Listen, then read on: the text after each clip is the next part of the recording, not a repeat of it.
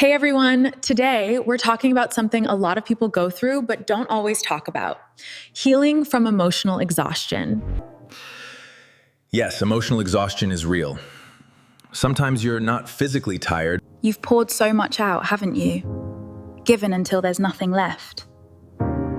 It's okay to feel that.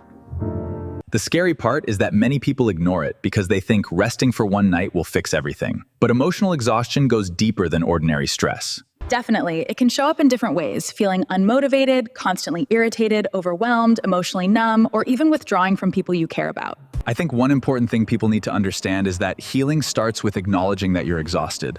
A lot of us pretend to be okay because we don't want to look weak. But constantly pushing yourself without rest only makes things worse.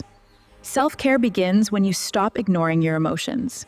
Start paying attention to what your mind and body are trying to tell you. What are some healthy ways people can start healing from emotional exhaustion? First, I'd say rest without guilt. Many people feel guilty for taking breaks, but rest is necessary. You can't pour from an empty cup.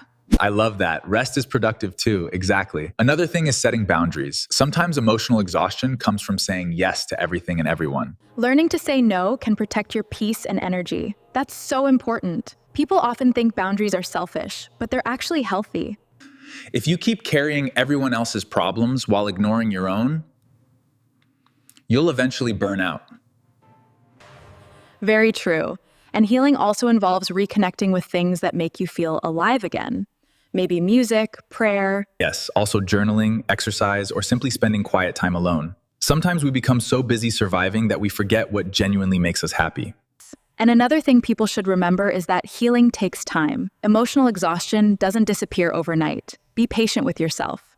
That's a powerful point. Some days you'll feel better, and some days you won't. Yes, but progress is still progress. Absolutely. And don't be afraid to talk to someone you trust. Whether it's a friend, family member, mentor, or therapist. Opening up can help lighten the emotional weight you've been carrying alone. You don't have to fight every battle by yourself. Asking for help is strength, not weakness. Exactly. Self-care is not just about spa days or taking pretty pictures. Sometimes self-care means slowing down and giving yourself permission to heal. I couldn't agree more. Healing from emotional exhaustion is about choosing yourself again. Mentally, emotionally. If you've been feeling emotionally drained lately, just know that it's okay to pause. It's okay to rest. For listening to today's discussion, it was on healing from emotional exhaustion.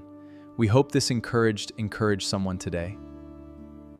Remember to take care of yourself, protect your peace, and make your well-being a priority. See you in the next discussion.